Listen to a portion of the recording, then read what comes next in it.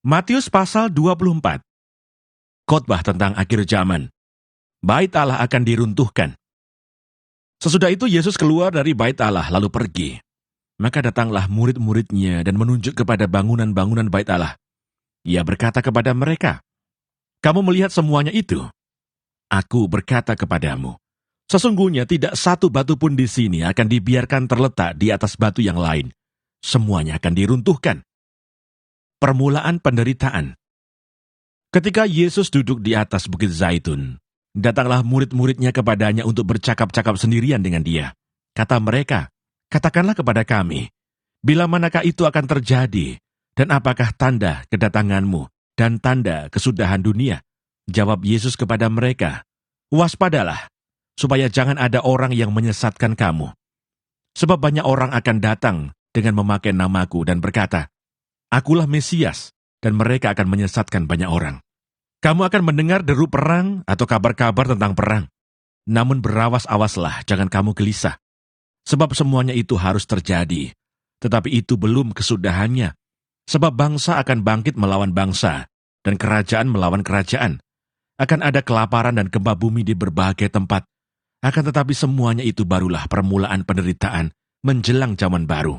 Pada waktu itu kamu akan diserahkan supaya disiksa, dan kamu akan dibunuh, dan akan dibenci semua bangsa oleh karena namaku. Dan banyak orang akan murtad, dan mereka akan saling menyerahkan dan saling membenci. Banyak nabi palsu akan muncul dan menyesatkan banyak orang. Dan karena makin bertambahnya kedurhakaan, maka kasih kebanyakan orang akan menjadi dingin. Tetapi orang yang bertahan sampai pada kesudahannya akan selamat. Dan Injil kerajaan ini akan diberitakan di seluruh dunia, menjadi kesaksian bagi semua bangsa. Sesudah itu barulah tiba kesudahannya. Siksaan yang berat dan Mesias-Mesias palsu. Jadi apabila kamu melihat pembinasa keji berdiri di tempat kudus, menurut firman yang disampaikan oleh Nabi Daniel, para pembaca hendaklah memperhatikannya. Maka orang-orang yang di Yudea haruslah melarikan diri ke pegunungan. Orang yang sedang diperangi di atas rumah, janganlah ia turun untuk mengambil barang-barang dari rumahnya. Dan orang yang sedang di ladang, janganlah ia kembali untuk mengambil pakaiannya. Celakalah ibu-ibu yang sedang hamil, atau yang menyusukan bayi pada masa itu. Berdoalah supaya waktu kamu melarikan diri itu, jangan jatuh pada musim dingin, dan jangan pada hari Sabat. Sebab pada masa itu akan terjadi siksaan yang dahsyat, seperti yang belum pernah terjadi sejak awal dunia sampai sekarang, dan yang tidak akan terjadi lagi. Dan sekiranya waktunya tidak dipersingkat, maka dari segala yang hidup tidak akan ada yang selamat. Akan tetapi, oleh karena orang-orang pilihan waktu itu akan dipersingkat. Pada waktu itu jika orang berkata kepada kamu, "Lihat, Mesias ada di sini," atau "Mesias ada di sana," jangan kamu percaya. Sebab Mesias-Mesias palsu dan nabi-nabi palsu akan muncul, dan mereka akan mengadakan tanda-tanda yang dahsyat dan mukjizat-mukjizat, sehingga sekiranya mungkin mereka menyesatkan orang-orang pilihan juga. Camkanlah, aku sudah mengatakannya terlebih dahulu kepadamu.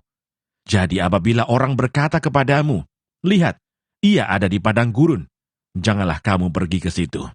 Atau "Lihat, ia ada di dalam bilik," janganlah kamu percaya. Sebab sama seperti kilat memancar dari sebelah timur dan melontarkan cahayanya sampai ke barat, demikian pula lah kelak kedatangan Anak Manusia. Di mana ada bangkai, di situ burung nasar berkerumun. Kedatangan Anak Manusia, perumpamaan tentang pohon ara. Segera sesudah siksaan pada masa itu, matahari akan menjadi gelap, dan bulan tidak bercahaya, dan bintang-bintang akan berjatuhan dari langit, dan kuasa-kuasa langit akan goncang. Pada waktu itu akan tampak tanda Anak Manusia di langit, dan semua bangsa di bumi akan meratap, dan mereka akan melihat Anak Manusia itu datang di atas awan-awan di langit, dengan segala kekuasaan dan kemuliaannya. Dan ia akan menyuruh keluar malaikat-malaikatnya, dengan meniup sangkakala yang dahsyat bunyinya, dan mereka akan mengumpulkan orang-orang pilihannya dari keempat penjuru bumi, dari ujung langit yang satu ke ujung langit yang lain. Tariklah pelajaran dari perumpamaan tentang pohon ara. Apabila ranting-rantingnya melembut dan mulai bertunas, kamu tahu bahwa musim panas sudah dekat. Demikian juga jika kamu melihat semuanya ini, ketahuilah bahwa waktunya sudah dekat, sudah di ambang pintu. Aku berkata kepadamu, Sesungguhnya angkatan ini tidak akan berlalu sebelum semuanya ini terjadi. Langit dan bumi akan berlalu, tetapi perkataanku tidak akan berlalu. Tetapi tentang hari dan saat itu, tidak seorang pun yang tahu. Malaikat-malaikat di sorga tidak, dan anak pun tidak, hanya Bapa sendiri. Nasihat supaya berjaga-jaga. Sebab sebagaimana halnya pada zaman Nuh, demikian pula halnya kelak pada kedatangan Anak Manusia. Sebab sebagaimana mereka pada zaman sebelum air bah itu makan dan minum, kawin dan mengawinkan, sampai kepada hari Nuh masuk ke dalam bahtera, dan mereka tidak tahu akan sesuatu, sebelum air bah itu datang dan melenyapkan mereka semua. Demikian pula lah halnya kelak pada kedatangan Anak Manusia.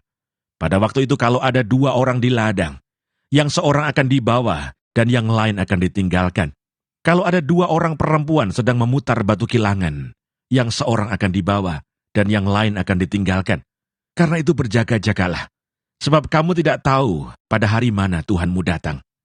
Tetapi ketahuilah ini, jika tuan rumah tahu pada waktu mana pada malam hari pencuri akan datang, sudahlah pasti ia berjaga-jaga dan tidak akan membiarkan rumahnya dibongkar.